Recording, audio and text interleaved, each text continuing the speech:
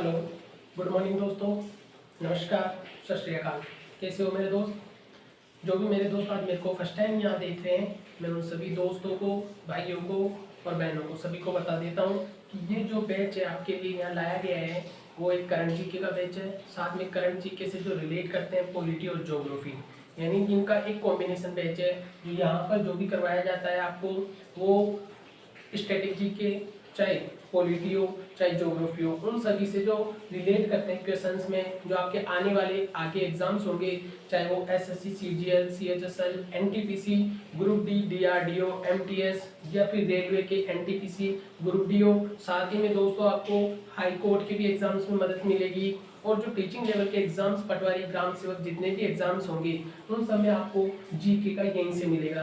और दोस्तों इनसे पीछे वाली जितनी भी क्लासेस दी गई है वो भी आपके लिए बहुत इंपॉर्टेंट है, क्योंकि उनसे लिंक होते हुए क्लासेस आ रही है। और जो उन क्लासेस को नहीं देखे हैं प्लीज उन क्लासेस को भी आप जरूर देखिए। और साथ में दोस्तों आज एक नई चीज लेके आया हूँ आपके लिए इस जीके में जितना भी मैटर चल रहा था उसको तो कंटिन्यू करते हैं। मोस्ट इंपोर्टेंट जो आपके क्वेश्चंस होते हैं एग्जाम्स के लिए वो तो चल रहा था, लेकिन दोस्तों उनके अलावा मैंने एक सीरीज स्टार्ट की है। आज से मैंने एक सीरीज स्टार्ट की है जितने भी आपके सीएचएसएल में, सीजीएल में और उसके अलावा जितने भी आपके ग्रुप डी में या फिर एनटीपीसी में पहले जो पॉलिटी के क्वेश्चंस आए हुए हैं, जो करंट से भी रिलेट करते हैं और जो पॉलिटी के क्वेश्चंस आए हैं, चाहे वो संविधान के हो, चाहे वो मौलिक कर्तव्य के हो, चाहे वो नीति निर्देशक तत्व के हो या फिर पॉलिटी में कंप्लीट एक सीरीज स्टार्ट की है। उसमें आपको कुछ क्वेश्चंस जैसे 6-7 क्वेश्चंस आज कराएंगे, फिर स्टार्टिंग में कल से 6-7 क्वेश्चंस कराएंगे, ऐसे करके आपका करीबन 6 क्वेश्चंस के हिसाब से दोस्तों महीने में 180 क्वेश्चंस होते हैं। और जो ये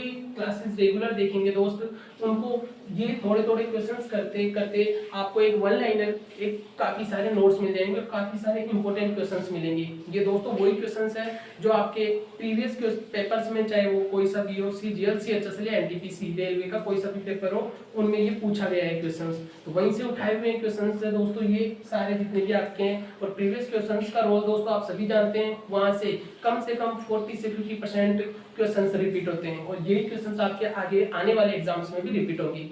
ठीक है दोस्तों। अब इनके अलावा देखिए भारतीय संविधान में सबसे पहले क्वेश्चन आता है दोस्तों, भारतीय संविधान में मौलिक अधिकारों का संरक्षक कौन है। आपसे सीधे सीधे पूछा जाएगा दोस्तों कि जो मौलिक अधिकार होते हैं संविधान में, अगर उनका कोई उल्लंघन करता है तो उसको सजा देने के लिए, या फिर जब किसी चीज का उल्लंघन किया जाता है तो फिर वो उसको सही करने के लिए या उसके विरुद्ध में कोई विपक्ष पार्टी होती है उसका उठाने के लिए मुद्दा कहाँ जाएंगे, तो वो जाएंगे सुप्रीम कोर्ट में। सुप्रीम कोर्ट में जाएंगे। संविधान में मौलिक अधिकारों का जो संरक्षक है, जो इनकी देखभाल करता है और इनके, तो वो कौन है दोस्तों? Supreme court. और इस सुप्रीम कोर्ट के दोस्तों, इन सुप्रीम कोर्ट के बारे में आपको पीछे वाली क्लास में बताए थे कि जो सुप्रीम कोर्ट होता है उसका आर्टिकल कितना है, 124। अभी जो करंट में सुप्रीम कोर्ट के CGI, chief justice of India कौन है? एनवी रमन्ना सिंह। एंड 47 के शरद अरविंद बोबड़े, 46 के रंजन गोगोई। दोस्तों ये 42 तक आपको सारे पीछे वाली क्लास में बता दिए थे, आप पीछे वाली क्लास देखिए, रिवाइज कीजिए, फिर देखो दोस्तों। दूसरा है भारतीय संविधान को बनाने में सबसे गहरा प्रभाव किस अंश का था। दोस्तों ये आपके सीएचएसएल में पूछा हुआ क्वेश्चन था कि भारतीय संविधान को बनाने में जो सबसे गहरा प्रभाव था वो किस अंश का था। तो आपको याद रखना है दोस्तों, भारत सरकार अधिनियम 1935 का। भारतीय संविधान को बनाने में सबसे गहरा प्रभाव किस अंश का था, तो याद रखना है भारत सरकार अधिनियम 1935। अब दोस्तों आपको ये 1935 देख के कुछ याद आया? अगर आपने पीछे वाली क्लासेस देखी होगी तो दोस्तों आपको जरूर याद आएगा, और अगर नहीं याद आया तो मैं याद दिला देता हूँ। ये जो 1935 है इससे याद रखना है 1 अप्रैल 1935। 1 अप्रैल 1935, 1 अप्रैल 1935 को आरबीआई का फाउंडेशन किया था। आरबीआई कब स्थापना दिवस थी, आरबीआई को फाउंड कब किया गया था? आरबीआई को 1 अप्रैल 1935 को किया गया था। ठीक है। और इसका एक्ट कौन सा है, अगर आपसे पूछ लिया जाता है कि आरबीआई का एक्ट कौन सा है तो 1934 लगाना है। अगर आरबीआई का एक्ट पूछते हैं तो 1934, आरबीआई का फाउंडेशन ईयर पूछते हैं तो 1935 लगाना है। ठीक है दोस्तों। और साथ ही में आरबीआई के भी जो गवर्नर चल रहे हैं वो कौन से हैं? 25 नंबर के हैं। उनका नाम क्या है बताओ, कमेंट में लिखो दोस्तों, उनका नाम क्या है? शक्तिकांत दास। 25 नंबर के हैं दोस्तों शक्तिकांत दास। ठीक है, अब देखो ये संविधान, इस संविधान के बारे में भी दोस्तों आपको काफी बता दिया था कि संविधान को अपनाया कब था। संविधान को 26 नवंबर 1949 26 नवंबर 1949 को अपनाया गया था। संविधान को लागू कब किया गया था? 26 जनवरी 1950 को। और 26 जनवरी को जो राष्ट्रगान गाया जाता है तो उससे जो तैयारी की जाती है उससे 2 दिन पहले उन्होंने राष्ट्रगान गाने की तैयारी की थी। इसका मतलब कि राष्ट्रीय गान को कब अपनाया गया था तो उसको याद रखना है 24 जनवरी 1950 को। ये सारी चीजें दोस्तों संविधान जब मैंने पढ़ाया था इससे पीछे वाली क्लासेस में उसमें सारी डिटेल से बता दी गई थी। अब तीसरा क्वेश्चन आता है दोस्तों आपका, भारतीय संविधान भारत के किस रूप में वर्णित करता है? इसमें दोस्तों ये बहुत इंपॉर्टेंट क्वेश्चन है आपके लिए। इसमें पूछा जाएगा जो भारतीय संविधान है वो भारत को किस रूप में वर्णित करता है। तो दोस्तों इसमें आपको जो एग्जांपल्स मिलेंगे जैसे संघीय राज्य हो गया या फिर राज्यों का संघ हो गया, तो संघीय राज्य गलत है दोस्तों, आपको राज्यों का संघ ही क्लिक करना है। अगर आपको एग्जाम्स में मिलता है कि भारत का संविधान भारत को किस रूप में वर्णित करता है तो संघीय राज्य नहीं होगा, राज्यों का संघ होगा। ठीक है दोस्तों, जिसमें भारत में 28 राज्य हैं और 8 केंद्र शासित प्रदेश हैं। ठीक है, और साथ में अब चलते हैं संविधान की प्रारूप समिति। ये दोस्तों मैंने आपको इसका बेस क्लियर करवाया था। सबसे पहले मैंने आपको इसीलिए वो थ्योरी पढ़ाई थी कि जब मैं क्वेश्चंस आपको दूंगा तो इन क्वेश्चंस आपके नए क्वेश्चंस नहीं लगेंगे। आपको प्रारूप समिति के बारे में बताया गया था, आपको आरबीआई के बारे में बताया गया था, साथ में आपको सुप्रीम कोर्ट के बारे में भी बताया गया था। हर क्वेश्चन से डिटेल निकल रही है उसकी क्लासेस में पीछे आपसे ले चुका हूँ। इसलिए दोस्तों ये इंपॉर्टेंट क्वेश्चन आपको याद रखना है। संविधान की जो प्रारूप समिति थी उसका अध्यक्ष कौन था? डॉक्टर भीमराव अम्बेडकर। अब अगर क्लासेस देखोगे तो डॉक्टर भीमराव अम्बेडकर जो कि संविधान के निर्माता तथा जनक कहे जाते हैं, इनके बारे में भी मैंने सारी डिटेल बताई थी कि इनका जो समाधि स्थल है महाराष्ट्र में चैत्य भूमि के नाम से बना हुआ है, तथा ये भी बताया था कि इनका जन्म कहाँ हुआ था, महू महाराष्ट्र में। ये भी बताया था दोस्तों कि इनका जो समाधि स्थल चैत्य भूमि था महाराष्ट्र और मध्य प्रदेश में कंफ्यूज नहीं होना है। जन्म पूछे दोस्तों तो मध्य प्रदेश में, और अगर इनकी समाधि स्थल पूछता है तो महाराष्ट्र में। वही महाराष्ट्र दोस्तों जहाँ पर उद्धव ठाकरे और भगत सिंह कोश्यारी अभी सीएम और गवर्नर है। ठीक है दोस्तों, अब चलते हैं। ये एक और ध्यान रखना दोस्तों, डॉक्टर भीमराव अंबेडकर जो प्रारूप समिति के अध्यक्ष है, कभी कभी प्रारूप समिति ना देके आपको मसौदा भी देगा, मसौदा समिति, तो ये दोनों एक ही है दोस्तों, इनको ध्यान रखना। प्रारूप कमेटी, प्रारूप समिति या मसौदा समिति, यानी मसौदा समिति के अध्यक्ष पूछता है तो भी डॉक्टर भीमराव अंबेडकर ही होंगे, और प्रारूप समिति के अध्यक्ष पूछता है तो भी डॉक्टर भीमराव अंबेडकर ही होंगे। ठीक है, साथ ही में नेक्स्ट क्वेश्चन पूछा जाएगा दोस्तों आपको राष्ट्रपति। राष्ट्रपति का महाभियोग का अनुच्छेद कौन सा है? और ये पूछे हुए क्वेश्चन है दोस्तों, आपके सीएचएसएल का है और सीजीएल में भी पूछा जाता है कि राष्ट्रपति का जो महाभियोग है, महाभियोग क्या होता है दोस्तों? महाभियोग क्या होता है? महाभियोग केवल राष्ट्रपति के लिए यूज किया जाता है। एक इंग्लिश वर्ड होता है एम्पीचमेंट, इसमें याद रखना है एम्पीचमेंट। एम्पीचमेंट कभी कभी इंग्लिश वर्ड भी दे दिया जाता है दोस्तों आपको इस क्वेश्चन में कि राष्ट्रपति पर महाभियोग अनुच्छेद 61 और महाभियोग इम्पीचमेंट। महाभियोग केवल राष्ट्रपति के लिए लाया जाता है। क्यों लाया जाता है? क्योंकि दोस्तों महाभियोग एक ऐसा इसीलिए लाया जाता है राष्ट्रपति के लिए, अगर राष्ट्रपति संविधान के नियमों का उल्लंघन करता है तो राष्ट्रपति को हटाने के लिए, अपने पद से हटाने के लिए महाभियोग प्रस्ताव लाया जाता है। राष्ट्रपति को केवल 2 तरह से हटाया जा सकता है दोस्तों। एक तो राष्ट्रपति अगर खुद का इस्तीफा दे देता है, किसको? सुप्रीम कोर्ट के जो चीफ जस्टिस ऑफ इंडिया है उनको, या फिर उपराष्ट्रपति को दे देता है। ठीक है, या फिर राष्ट्रपति को अगर अपने पद से हटाना होगा तो उसके लिए महाभियोग प्रस्ताव लाया जाता है। अब दोस्तों महाभियोग क्या राष्ट्रपति को बिना बताए महाभियोग लाया जा सकता है, या 3 दिन बता के, या फिर 7 डेज बता के? नहीं दोस्तों, अगर महाभियोग प्रस्ताव लाना होगा राष्ट्रपति के विरुद्ध तो याद रखना है कि ये 14 दिन पहले राष्ट्रपति को इसकी खबर देनी होगी, राष्ट्रपति को इसकी सूचना देनी होगी 14 दिन पहले। फिर उसके बाद में राष्ट्रपति के प्रति महाभियोग लाके राष्ट्रपति को अपने पद से हटाया जा सकता है। ठीक है, और राष्ट्रपति के बारे में भी दोस्तों मैंने आपको बताया था कि राष्ट्रपति का आर्टिकल कौन सा है? राष्ट्रपति का आर्टिकल 52 है। ये भी बताया था कि वर्तमान में जो राष्ट्रपति है वो कौन है? 14वें नंबर के रामनाथ कोविंद, एंड 13 नंबर के कौन थे? प्रणब मुखर्जी, एंड 12वें नंबर के कौन थे? जो भारत की जो फर्स्ट महिला थी प्रतिभा देवी सिंह पाटिल जो भारत की राष्ट्रपति थी, कौन से 12th नंबर की, एंड 11th नंबर के कौन थे, APJ Abdul Kalam, doctor APJ Abdul Kalam, इनके बारे में बताया गया था। ठीक है दोस्तों, और फर्स्ट राष्ट्रपति भी बताया था डॉक्टर राजेंद्र प्रसाद जो कि संविधान सभा के अध्यक्ष थे। संविधान सभा के जो अध्यक्ष थे डॉक्टर राजेंद्र प्रसाद को बनाया गया था और वो राष्ट्रपति, भारत के प्रथम राष्ट्रपति थे। साथ ही में दोस्तों अब बात करते हैं मौलिक अधिकारों की सूची। मौलिक अधिकारों की सूची से संपत्ति का अधिकार, पहले संपत्ति का अधिकार दोस्तों मौलिक अधिकारों में हुआ करता था, लेकिन अभी मौलिक अधिकारों की सूची में से संपत्ति का जो अधिकार था, एक मौलिक अधिकार संपत्ति का जो अधिकार था उसको हटा दिया गया, मौलिक अधिकारों की सूची से हटा दिया गया। तो आपसे डायरेक्ट क्वेश्चन पूछा जाता है दोस्तों कि जो संपत्ति का अधिकार था मौलिक अधिकारों में ऐड था, उसको मौलिक अधिकारों से अलग कब कर दिया गया, पृथक कब कर दिया गया, सेपरेट कब कर दिया गया। तो दोस्तों आपको याद रखना है ये जो 44 अनुच्छेद 44 के तहत इसको मौलिक अधिकारों से संपत्ति के अधिकार को हटा दिया गया।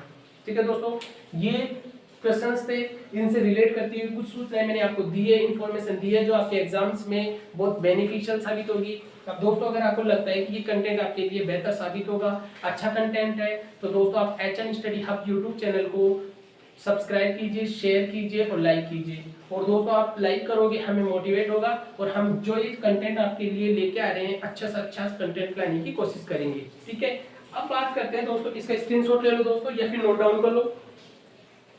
ठीक है दोस्तों, अब ये बात करते हैं आपके ग्रैंड स्लैम की, क्योंकि दोस्तों आपको पता है कि जो मैं पढ़ाता हूँ पहले उसका बेस क्लियर करो, फिर उसके बाद में उसकी थ्योरी पढ़ाओ, फिर क्वेश्चंस पे आओ। क्योंकि अगर डायरेक्ट दोस्तों आपको क्वेश्चंस वन लाइनर दे दिया जाएगा तो वो आपको रटने पड़ेंगे, और मैं नहीं चाहता कि दोस्तों आप रटो जो कुछ समय के लिए आपको याद रहेंगे और एग्जाम तक आप भूल जाओगे।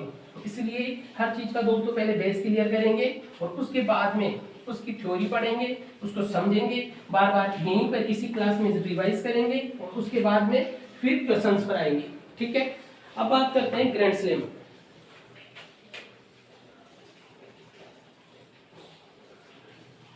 ग्रैंड स्लैम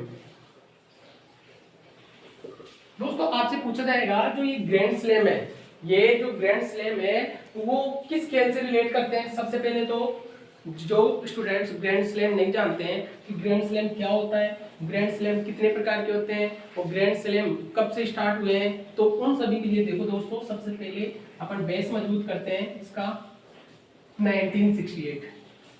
सबसे पहले पूछा जाएगा क्वेश्चन कि ग्रैंड स्लैम कब से स्टार्ट हुए थे, तो दोस्तों याद रखना है 1968 से स्टार्ट हुए थे। अब पूछा जाएगा दोस्तों कि ग्रैंड स्लैम कितने प्रकार के होते हैं, तो आपको याद रखना है ग्रैंड स्लैम दोस्तों 4 प्रकार के होते हैं। ठीक है, सबसे पहले कौन सा ग्रैंड स्लैम आता है, याद रखना दोस्तों Australian grand slam, Australian grand slam. ठीक है, उसके बाद में आता है दोस्तों आपका फ्रेंच ग्रैंड स्लैम। उसके बाद में अगर आपको पूछा जाता है तो Wimbledon,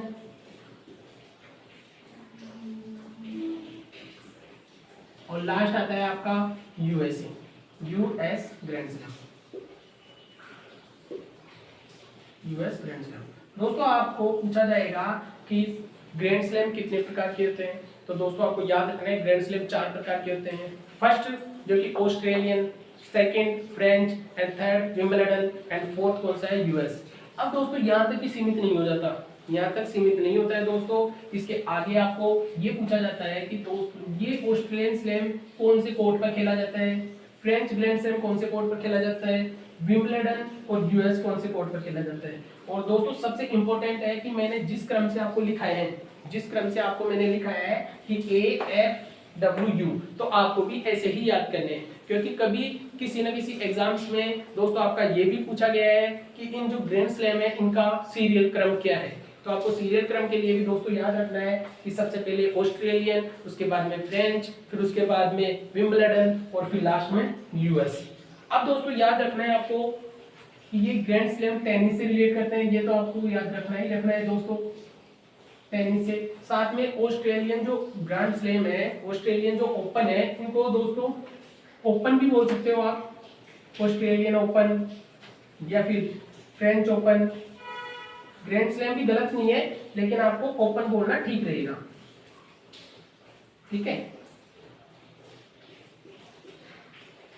Australian open, French open, Wimbledon open, US open. अब दोस्तों आपसे पूछा जाता है कि जो ऑस्ट्रेलियन ओपन है वो कौन से कोर्ट पर खेला जाता है, तो आपको दोस्तों ऐसे ही याद रखना है, हार्ड कोर्ट। ये जो ऑस्ट्रेलियन ओपन है वो हार्ड कोर्ट पर खेला जाता है, तथा साथ ही अगर फ्रेंच का बोला जाता है दोस्तों आपको फ्रेंच, विंबलडन और यूएस ओपन, तो ऑस्ट्रेलियन ओपन और यूएस ओपन ये दोनों आपको खेला जाता है हार्ड कोर्ट पर, ये दोनों सेम कोर्ट पर खेला जाता है दोस्तों। अगर आपसे ऑस्ट्रेलियन पूछा जाता है और यूएस ओपन पूछा जाता है तो सेम याद रखना, दोनों हार्ड कोर्ट पर खेले जाते हैं। And French open clay court पर खेला जाता है, क्ले कोर्ट, और ये जो विंबलडन ओपन है ये ग्रास कोर्ट पर खेला जाता है, ग्रास कोर्ट, ठीक है। तो आपको याद रखना है Australian hard court, French clay court, Wimbledon grass court and US open hard court. अब आपसे दोस्तों इन चारों का ये तो आपको मालूम चल गया और आपको याद भी हो गया। आई होप आप याद भी कर लोगे, याद यहीं पर ही हो गया होगा कि फर्स्ट एंड लास्ट तो हार्ड कोर्ट पर, सेकंड क्ले पर एंड थर्ड ग्रास पर, और थर्ड पर जो विंबलडन है, सेकंड पर, ऐसे भी दोस्तों आपको क्रम से याद हो जाएंगे। फर्स्ट पर ऑस्ट्रेलियन है एंड सेकंड पर कौन सा है, फ्रेंच है, थर्ड पर कौन सा है, विंबलडन है एंड फोर्थ पर कौन सा है और यूएस ओपन है, ये आपको याद हो जाएंगे। अब पूछा जाता है दोस्तों इसमें कि सबसे पुराना, यानी सबसे पुराना जो ओपन था ग्रैंड स्लैम में कौन सा है, क्या ऑस्ट्रेलियन है या फिर फ्रेंच है या फिर विंबलडन है या यूएस ओपन है, इन चारों में सबसे पुराना कौन सा है। दोस्तों ये क्वेश्चंस आपको अभी बहुत इजी लग रहे होंगे, क्यों, क्योंकि ये दोस्तों आपको अभी बताए जा रहे हैं और आपको लग रहा है कि ये तो बहुत इजी है, या फिर ये क्वेश्चन तो बहुत इजी है कि इन चारों ग्रैंड स्लैम में, चारों ओपन में कौन सा सबसे पुराना है। लेकिन दोस्तों ये उन स्टूडेंट्स के लिए काफी टफ हो जाते हैं जिन्होंने ये ग्रैंड स्लैम नहीं पढ़े या फिर पढ़कर कंफ्यूज हो गए। तो आपको ना तो कंफ्यूज होना है और ना ही आपको इनको बोलना है। तो याद रखना है सबसे पुराना विंबलडन ओपन, सबसे जो पुराना ग्रैंड स्लैम है वो कौन सा है, विंबलडन ओपन है, ठीक है। ये क्वेश्चन ऐसे कैसे पूछे जाते हैं दोस्तों आपको कि सबसे पुराना ओपन कौन सा है, विंबलडन ओपन है। दोस्तों इसको नोट डाउन कीजिए, फिर मैं इसको रफ कर देता हूं, ठीक है, हो गया। अब दोस्तों ये भी पूछा जा सकता है कि अभी जो मैंने चार ओपन बताए हैं, ठीक है, कौन कौन से बताए, एक बार कमेंट बॉक्स में लिखो दोस्तों आपको, क्योंकि आप जब खुद लिखोगे, आप जब नोट्स बनाओगे और खुद लिखोगे तो आपको खुद को मालूम होगा कि दोस्तों जब लिखोगे तो आपको याद हो जाएंगे ऑटोमेटिक। अभी बताया मैंने आपको सबसे पहले ऑस्ट्रेलियन ओपन, उसके बाद में फ्रेंच ओपन, फिर बताया विंबलडन और लास्ट में बताया यूएस ओपन। ये भी बताया दोस्तों कि जो ऑस्ट्रेलियन और जो यूएस ओपन दोनों लास्ट में और फर्स्ट में हार्ड कोर्ट पर खेले जाते हैं। फिर बताया फ्रेंच ओपन जो क्ले कोर्ट में, एंड जो विंबलडन ओपन बताया था जो सबसे पुराना है वो ग्रास कोर्ट पर। और 2020 में दोस्तों, जो 2020 में 2020 है उसमें कौन सा ओपन नहीं हुआ था, ये भी आपको याद रखना है। ये जो विंबलडन ओपन था ये नहीं हुआ दोस्तों, ये कोरोना वायरस के कारण इसको क्या है, कैंसिल कर दिया गया था, कैंसिल कर दिया गया था। अब क्वेश्चन पूछा जाएगा दोस्तों आपसे 2020 में तो आपको कैंसिल कर दिया गया था, लेकिन दोस्तों अब इनको जो ऑस्ट्रेलियन ओपन था, यूएस ओपन था, तथा इनको पूछा जाएगा आपको 2021 में भी हुए ये, ठीक है। ऑस्ट्रेलियन ओपन जो ऑस्ट्रेलियन ओपन 2021, ठीक है, आपसे पूछा जाएगा ऑस्ट्रेलियन ओपन। ध्यान रखना दोस्तों, सबसे पहले जब आए तभी लिखो, हार्ड कोड एक दो बार लिखोगे आपको याद हो जाएगा। जब आए तभी लिखो कि ऑस्ट्रेलियन ओपन दिखता है, हार्ड कोड दिख जाना चाहिए। जैसे मैंने आपको बताया था सीएम, जिस किसी स्टेट का नाम दिखता है उसके सीएम गवर्नर दिखने चाहिए, वैसे ही ऑस्ट्रेलियन ओपन आए आपको हार्ड कोड दिखना चाहिए, यूएस ओपन आए हार्ड कोड दिखना चाहिए। फिर ग्रास, अगर ग्रास आ जाता है तो फिर उसके सामने कौन सा ओपन है वो आपको दिखना चाहिए। क्ले आ जाता है तो फ्रेंच है या फिर विंबलडन है वो दिखना चाहिए आपको, और वो दिखेगा दोस्तों, दिखेगा आपको, ठीक है। अब बात करते हैं ऑस्ट्रेलियन ओपन जो 2021 में हुआ था, उसमें विजेता कौन था और उपविजेता कौन था। ये भी आपको क्वेश्चन पूछा जाएगा, क्योंकि दोस्तों 2021 का और 2020 का इंपॉर्टेंट है, लेकिन बात करेंगे पहले 2021 का जिसमें वर्तमान में चल रहा है। ये है इसके विजेता नोवाक जोकोविच।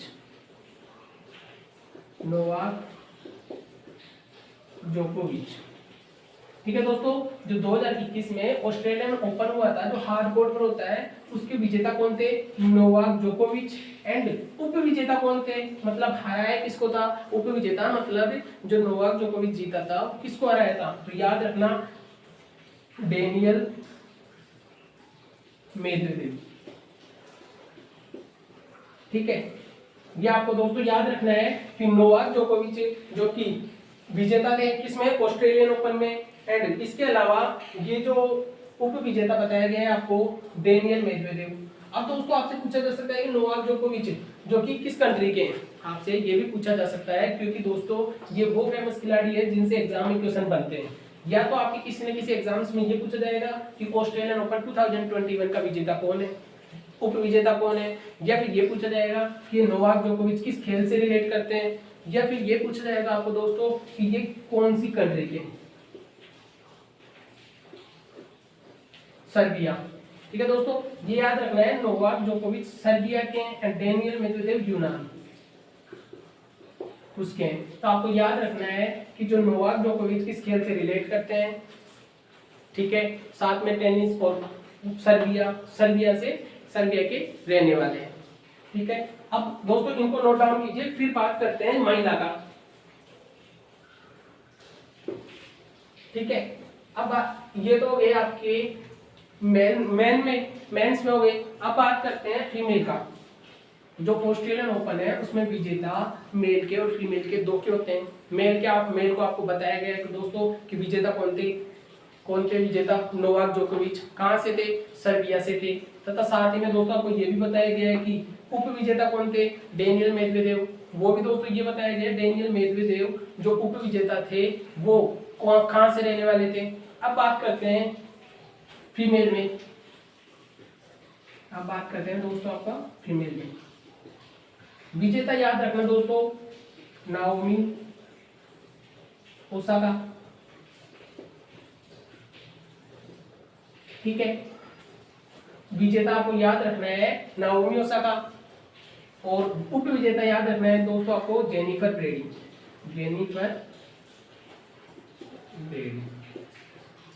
ठीक है दोस्तों, आपको याद रखना है जो विजेता है वो नाओमी ओसाका है, तथा जेनिफर ब्रेडी जो कि उप विजेता है। ये दोनों आपको याद रखना है दोस्तों। और ये भी याद रखना है आपको, जैसे नाओमी ओसाका उसका बताया था नोवाक जोकोविच का सर्बिया के रहने वाले थे, वैसे आपको याद रखना है दोस्तों नाओमी ओसाका कहाँ की है? जापान की है। और जेनिफर ब्रेडी कहाँ की है दोस्तों?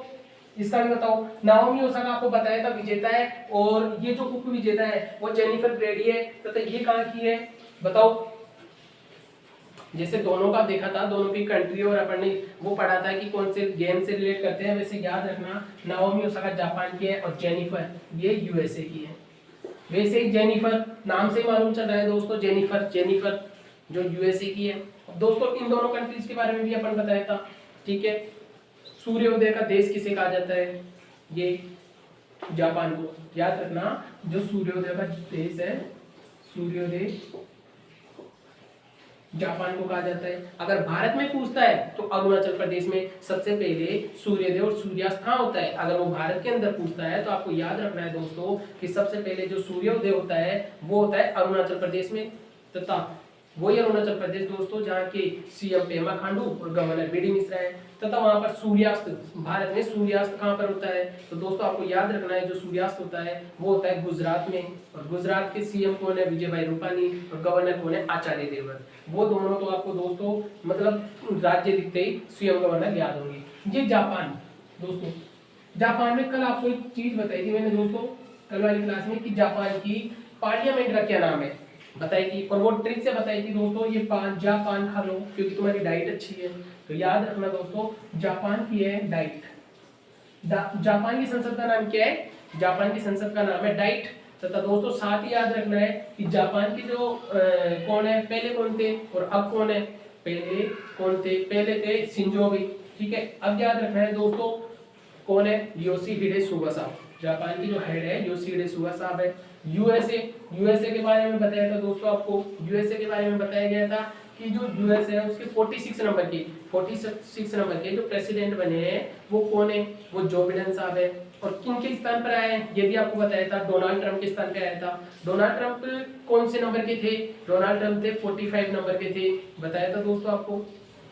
ये भी बताया था यूएसए की कैपिटल वॉशिंगटन डीसी थी, और वॉशिंगटन डीसी कौन सी नदी के किनारे है? पोटोमेक नदी के किनारे है, बताया था दोस्तों। ऐसे ही कुछ स्टेट्स के नाम भी बताए थे मैंने, कोलकाता बताया था हुगली नदी के किनारे है, लखनऊ बताया था गोमती नदी के किनारे है, अयोध्या बताया था सरयू नदी के किनारे है, दिल्ली बताया था यमुना नदी के किनारे है, मुंबई बताया था अरेबियन सी के किनारे है। तो दोस्तों वो सभी आपके लिए इंपॉर्टेंट बन जाते हैं। साथ में दोस्तों मैंने ये भी बताया था आपको कि जापान के साथ भारत की कौन कौन सी एक्सरसाइज है, सिनायू मैत्री है, सहयोग काइजन है, धर्मा गार्डियन है, और जो जापान और यूएसए ये दोनों आते हैं वो कौन सी एक्सरसाइज है दोस्तों, वो बहुत इंपॉर्टेंट है, उसका नाम याद रखना मालाबार।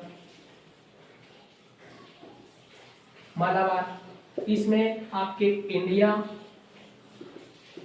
जापान, यूएसए और ऑस्ट्रेलिया, इंडिया, जापान, ऑस्ट्रेलिया और यूएसए,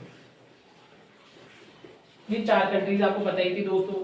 ये बहुत इंपॉर्टेंट है, इसलिए आपको बार बार में ओरली करके और रिवाइज कराता रहता हूँ कि कोई ना कोई क्वेश्चन दोस्तों आपको वहाँ एग्जाम्स में जरूर देखने को मिलेगा, और जितने भी एग्जाम्स होंगे वो क्वेश्चंस दोस्तों आपको यहीं से देखने को मिलेंगे। तो ये याद रखना, मैंने आपको जो ग्रैंड स्लैम है वो बताया, 4 ग्रैंड स्लैम कौन कौन से होते हैं। ऑस्ट्रेलियन होता है, फिर सीरियल से याद रखना, पहले ऑस्ट्रेलियन होगा, फिर फ्रेंच होगा, फिर विंबलडन होगा, फिर यूएस होगा। फिर उसके बाद में बताया कि ऑस्ट्रेलियन जो टॉप पर था, और लास्ट पर कौन सा था? यूएस जो हार्ड कोर्ट पर होगा। फिर सेकंड नंबर का कौन सा था? फ्रेंच था, वो क्ले कोर्ट पर होगा। विंबलडन थर्ड नंबर पर जो सबसे पुराना था, 2020 में उसको कैंसिल कर दिया गया था कोरोना वायरस के चलते, वो कौन से कोर्ट पर था? ग्रास कोर्ट पर था।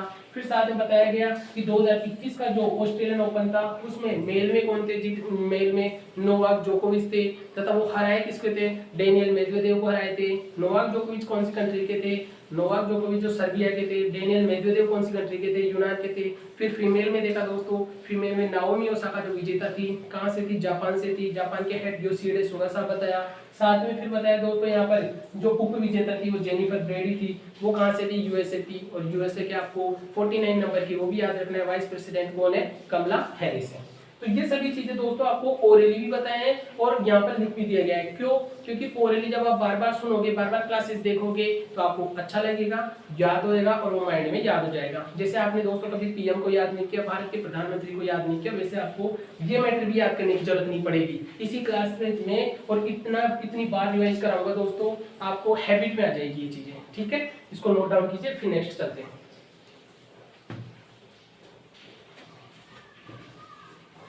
दोस्तों अब कुछ स्टेट के बारे में, जैसे कि कल पढ़ा था हिमाचल प्रदेश पढ़ा था दोस्तों, हिमाचल प्रदेश, वो अरुणाचल प्रदेश पढ़ा था दोस्तों। फिर अरुणाचल प्रदेश में बताया था कि जो ईटानगर उनकी कैपिटल है, और उसके सीएम गवर्नर पढ़े थे, वहां पर लोसार महोत्सव था, मोपिन महोत्सव था, काफी सारी चीजें बताई थी। अब बात करते हैं हिमाचल प्रदेश की।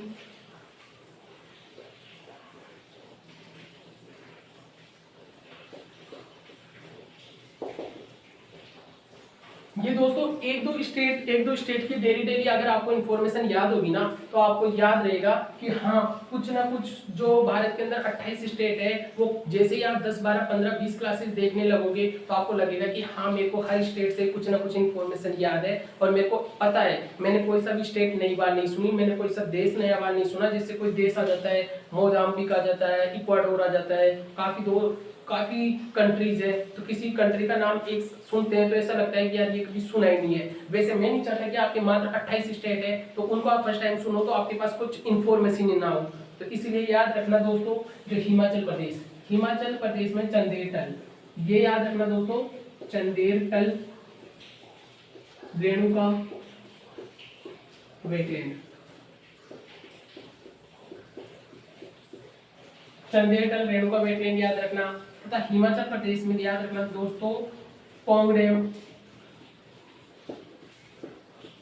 डैम जिसको बोला जाता है महाराणा प्रताप जलाशय, महाराणा प्रताप जलाशय।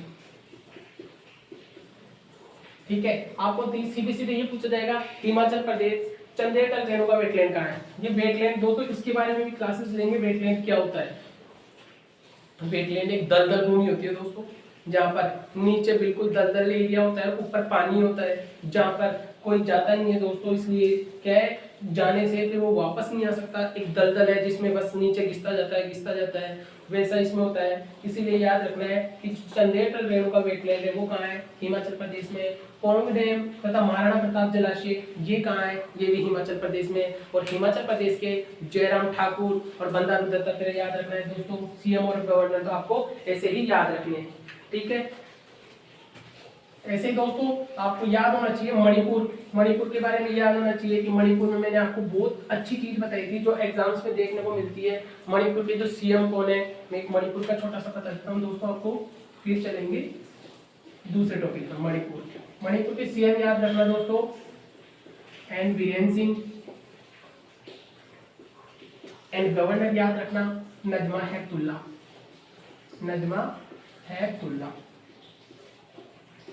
ठीक है। ये याद रखना मणिपुर के जो सीएम है एन बीरेन सिंह है और गवर्नर कौन है? नजमा हेपतुल्ला है। साथ ही याद रखना है मणिपुर में दुनिया का 13वां नेशनल पार्क, दुनिया का फर्स्ट 13वां नेशनल पार्क है कौन है? Keibul Lamjao national park, Keibul Lamjao national park,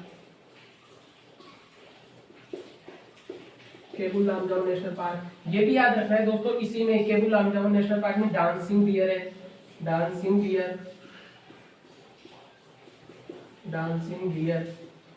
dear यानी डांसिंग जो डांस करती हुई हिरण है, ठीक है। डांसिंग डियर कहाँ मिलती है?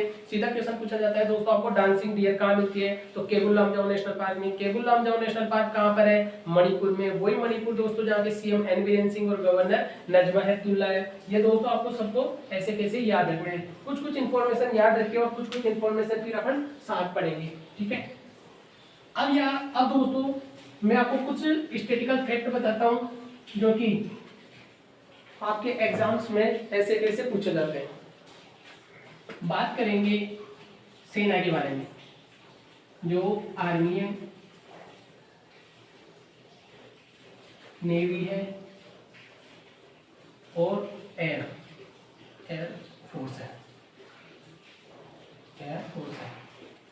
अब दोस्तों मैं क्यों बात कर रहा हूँ, डायरेक्ट मैं टॉपिक क्यों ले रहा हूँ? आपका आर्मी का, नेवी का, एयर का टॉपिक तो बहुत सारे हैं जीके में, कोई सा भी टॉपिक उठा के मैं आपको यहाँ डाल सकता हूँ, लेकिन नहीं दोस्तों ऐसा नहीं है। अभी हाल ही में जो नेवी ने कोरोना वायरस चल रहा है तो वहाँ पर ऑक्सीजन की व्यवस्था की है, और ऑक्सीजन की कितनी व्यवस्था की है, ऑक्सीजन के बेड कहाँ बनाए हैं, कौन सी स्टेट में बनाए हैं, उन सभी की बात करेंगे दोस्तों। लेकिन आपको मैंने पहले भी कहा था, जब तक बेस नहीं होगा समझ में नहीं आएगा। मैं डायरेक्ट आपको बताऊंगा कि नेवी ने उस स्टेट में जाके दोस्तों नेवी के हेड कौन है आपको ये मालूम नहीं है, नेवी का डे कौन सा मनाया जाता है ये मालूम नहीं है, नेवी की जो पोस्ट होती है उसका नाम क्या है वो मालूम नहीं है, तो दोस्तों फिर डायरेक्ट आप रटोगे, वो याद तो होगा लेकिन कम समय के लिए याद होगा और भूल जाओगे दोस्तों। इसलिए पहले इसका बेस क्लियर करो। आपकी जो आर्मी है, आर्मी में सबसे बड़ी पोस्ट कौन सी होती है? सबसे पहले दोस्तों आपको याद रखना है, जो आर्मी में सबसे बड़ी पोस्ट होती है वो होती है जनरल, ठीक है। ऐसे अगर नेवी में पूछ लिया जाता है आपको तो याद रखना है एडमिरल, और अगर एयरफोर्स में पूछ लिया जाता है तो air chief martial, air chief martial. दोस्तों तीनों की पोस्ट याद रखना है, कई बार आपको आर्मी की पूछेगा, फिर नेवी की पूछेगा या एयरफोर्स की पूछेगा, और इन तीनों को देने के बाद एक और पोस्ट है चीफ डिफेंस ऑफ स्टाफ, जिसको बोला जाता है सीडीएस। वो मैं आपको यहाँ लिख देता हूँ, चीफ डिफेंस ऑफ स्टाफ, ठीक है, चीफ डिफेंस ऑफ स्टाफ, ये याद रखना है। अब पूछा जाएगा चीफ डिफेंस ऑफ स्टाफ कौन है। अब बात करते हैं चीफ डिफेंस ऑफ स्टाफ कौन है, तो याद रखना है बिपिन रावत। ये कौन है दोस्तों? बिपिन रावत। अब आपको ये भी मालूम होना चाहिए कि दोस्तों पहले क्या थे बिपिन रावत, क्या इनको डायरेक्ट उठा के और चीफ डिफेंस ऑफ स्टाफ बैठा दिया, उस पोस्ट पे बैठा दिया? नहीं दोस्तों ऐसा नहीं है। पहले जो ये बिपिन रावत साहब थे वो गए थे अपने आर्मी से, पहले वो आर्मी के हेड हुआ करते थे, आर्मी के जनरल हुआ करते थे विपिन रावत। फिर इनका क्या हुआ, प्रमोशन कर दिया गया और इनको एक पहले नहीं थी लेकिन एक सीडीएस की पोस्ट दे दी गई, जिसको तीनों सेनाओं का हेड बोला जाता है, चीफ डिफेंस ऑफ स्टाफ बोला जाता है। तो विपिन रावत को चीफ डिफेंस ऑफ स्टाफ बना दिया गया। अब पूछा जाता है कि आर्मी के हेड कौन है, नेवी के कौन है और एयरफोर्स के कौन है। तो दोस्तों आपको याद रखना है कि ये जो आर्मी के जिसमें सबसे बड़ी पोस्ट जनरल होती है, इसके मनोज मुकुंद नरवाने, मनोज मुकुंद नरवाने। ठीक है, आर्मी के कौन है, मनोज मुकुंद नरवाने। तो दोस्तों आपको साथ में ये भी याद रखना है कि जो मनोज मुकुंद नरवाने वो कौन से नंबर के हैं। कभी एग्जाम्स में आपको नंबर भी पूछा जाएगा, लेकिन दोस्तों आपको जो यह पढ़ा रहा है वो समझ में तो आ रहा है ना।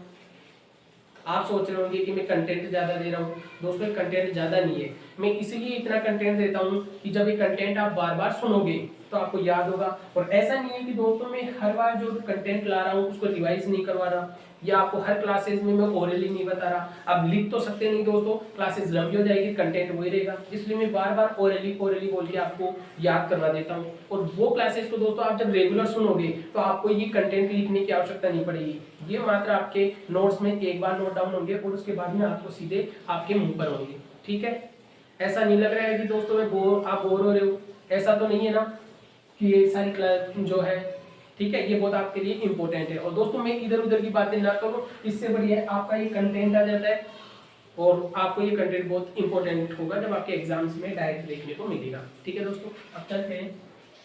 अगर अच्छा लग रहा है तो दोस्तों HN study hub YouTube channel को सब्सक्राइब कीजिए, अपने दोस्तों के साथ शेयर कीजिए, वो दोस्त उनके साथ जो आपके साथ रेगुलर पढ़े हैं, लेकिन अभी ये जो लॉकडाउन का माहौल चल रहा है, कोरोना का माहौल चल रहा है, कोचिंग इंस्टीट्यूट वगैरह बंद पड़ी है, परचेज नहीं कर पा रहे हैं, लेकिन दोस्तों ये जो मैटर है ये उन तक भी पहुंचना चाहिए जिससे वो भी तैयारी करें, वो भी पढ़े और उनको भी कोई ना कोई पोस्ट अच्छी जरूर करें। ठीक है, बात करते हैं आर्मी। आर्मी के जनरल मनोज मुकुंद नरवाने, याद रखना दोस्तों 28 नंबर के, 28 नंबर के मनोज मुकुंद नरवाने, जनरल पोस्ट है और आर्मी है। नेवी में दोस्तों एडमिरल, ठीक है, और एयरफोर्स में कौन है, एयर चीफ मार्शल है। अब याद रखना है दोस्तों एयरफोर्स की कौन है, राकेश कुमार सिंह भदौरिया।